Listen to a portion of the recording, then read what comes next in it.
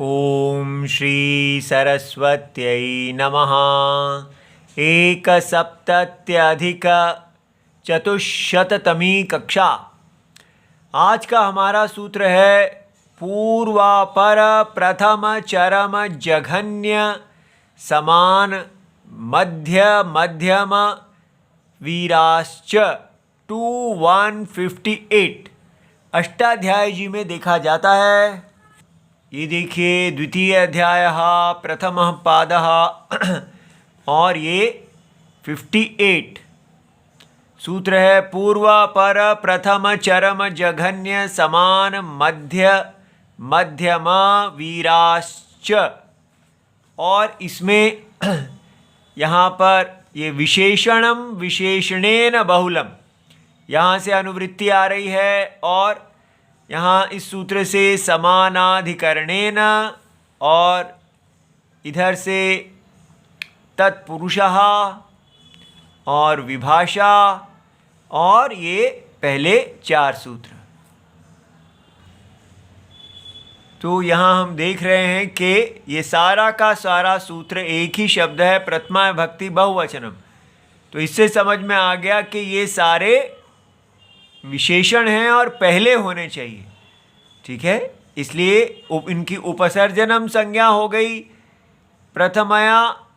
प्रथमा जो विभक्ति से जो निर्दिष्ट है उपसर्जन होके पूर्व प्रयुक्त होता है। तो समास इसमें ये पूर्व अपर इत्यादि इति अत्र इतरेतर योग द्वंद्व समास है। तो सूत्र वृत्ति देखते हैं। पूर्व अपर प्रथम चरम जघन्य समान मध्य मध्यम वीर इति एते। अब ये सब जो हैं विशेषणवाचिनः, तो हमने यहाँ से विशेषणम ले लिया। सुबन्ताः समानाधिकरणैः, तो समानाधिकरणेन का करणैः कर दिया। विशेष्यवाचिभिः, तो यहाँ विशेषणम विशेषेण, तो विशेष्यवाचिभिः सुबन्तैः सह विभाषा समस्यन्ते। तो ये जो पहले हैं ये विशेषण हैं और इनका विशेष्यवाची सुबन्तों के साथ समास होता है। तत्पुरुष समासो भवति। और ये वो तत्पुरुषः समानाधिकरणः कर्मधारयः 1442 कहते हैं जहाँ पर भी तत्पुरुष में पूर्व और पर शब्दों का समान अधिकरण होता है, एक अभिधेयत्वम होता है, तो उसको वो कर्मधारय संज्ञा भी होती है उनकी। तो इसका उदाहरण है पूर्व पुरुषः, पूर्वश्च असौ पुरुषः। तो माने इसको कहेंगे पूर्वज, पिता पितामह या पर पितामह, सबको पूर्व पुरुष कहेंगे। अपर पुरुषः माने सक्सेसर, उत्तराधिकारी। प्रथम पुरुषः माने पहला पुरुष। चरम पुरुषः माने अंतिम पुरुष। जघन्य पुरुषः माने लास्ट, लोएस्ट, नीच पुरुष, निंदा योग्य। समान पुरुषः माने इक्वल, तुल्य।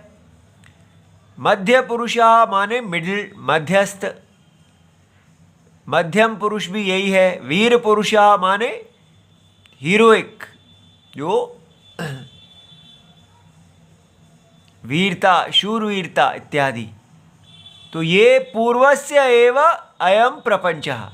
तो जो हमारा पूर्व सूत्र था विशेषण विशेष्येन बहुलम, उसी का ही ये विस्तार है। उसमें इन शब्दों को विशेष रूप से कह दिया गया है कि इनको, ये विशेषणवाची हैं, इनको पहले लेना चाहिए।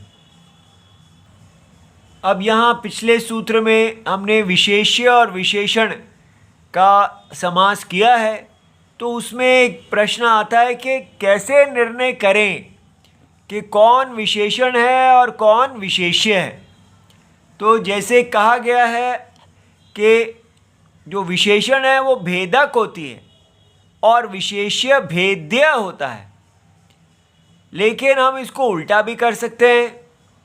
जैसे नीलोत्पल है तो नील जो है वो भेदक है, अनेक रंगों के उत्पल हैं, उसमें से हम नील जब कहते हैं तो हम भेद कर देते हैं कि नील उत्पलम लाओ। तो विशेषण ने उत्पलों की जातियों में से जो बहुत रंग के उत्पल थे, अनेक जातियों के थे, उसमें से नील का भेदन कर दिया।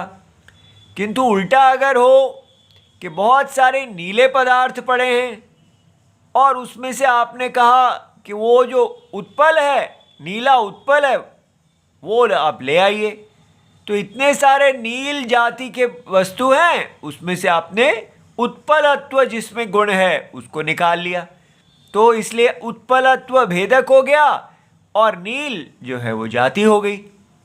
तो फिर क्या किया जाएगा?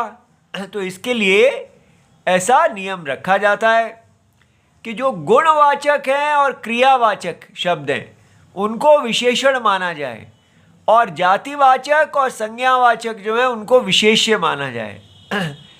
जैसे नीलोत्पलम है तो जहाँ नील गुणवाचक है और उत्पलम जातिवाचक है, तो इस प्रकार नील जो है गुणवाचक होने से विशेषण हो जाएगा और उत्पल विशेष्य हो जाएगा। लेकिन यहाँ अब पाचक ब्राह्मण, पाचक क्रियावाचक है और ब्राह्मण जातिवाचक है, तो इसलिए क्रियावाचक शब्द को हम विशेषण मानेंगे। लेकिन अगर हो दोनों ही गुणवाचक इकट्ठे, खुंज खंज कुब्जहा और कुब्ज खंजहा, तो ऐसे में खंज भी गुणवाचक है और कुब्ज भी गुणवाचक है, तब यहाँ कोई नियम नहीं है। आप खंज कुब्जहा समास भी बना सकते हैं और कुब्ज खंजहा भी बना सकते हैं। इसी प्रकार दो क्रियावाचक शब्द अगर इकट्ठे हों तो पाचक पाठकः, पाठक पाचकः, तो इसमें भी कोई भी विशेषण या विशेष्य माना जा सकता है। और अगर गुणवाचक और क्रियावाचक इकट्ठे आ जाएं तो खंज पाठकः पाठक खंजः, इसमें भी किसी को भी आप पहले गुण उपसर्जनम मान सकते हैं। अब है संज्ञा विशेषवाचक। कोई भी संज्ञा, दो संज्ञाएं हैं, उसमें एक विशेष संज्ञा है और एक सामान्य संज्ञा है, तो जो विशेष संज्ञा विशेष का वाचक है वो विशेषण माना जाएगा। जैसे कैलास अद्रि, तो कैलास संज्ञा विशेष है, अद्रि संज्ञा सामान्य है। विंध्या विंध्या अद्रि, तो विशेष जो है वो विशेषण हो गया। मंद्र अद्रि, मंद्र उनका विशेष नाम है, अद्रि उनका सामान्य नाम है। अयोध्या नगरी, अयोध्या विशेष नाम है, नगरी सामान्य नाम है। काशी नगरी, इस प्रकार। इसी प्रकार सामान्य जाति और विशेष जाति, वहाँ पर विशेष जाति वाचक शब्द को विशेषण कहा जाएगा। जैसे शिमशुपा वृक्षः, शिमशुपा जो है वो विशेष जाति है और वृक्ष जाति सामान्य जाति है। आम्र वृक्षः, आम्र जो है वो विशेष जाति है। इसी प्रकार जम्बू पादपः, तो जम्बू पादपः, जम्बू जो है वो विशेष है और पादप सामान्य जाति है। और ये कुछ विशेषण विशेष्य कर्मधारय समास हैं। पुण्य च तत्तीर्थं च, अब यहाँ आप स्वयं ही अपने आप देख सकते हैं कि किसको विशेषण और किसको विशेष्य बनाया गया है। पुण्य तीर्थम। संतप्तम च तद अयः, संतप्त अयः गरम लोहा। वृद्धश्च असौ व्याघ्रः, वृद्ध व्याघ्रः। विद्वांश्च असौ जनः, विद्वज्जनः। और निर्मलश्च ते गुणाः, निर्मल गुणाः।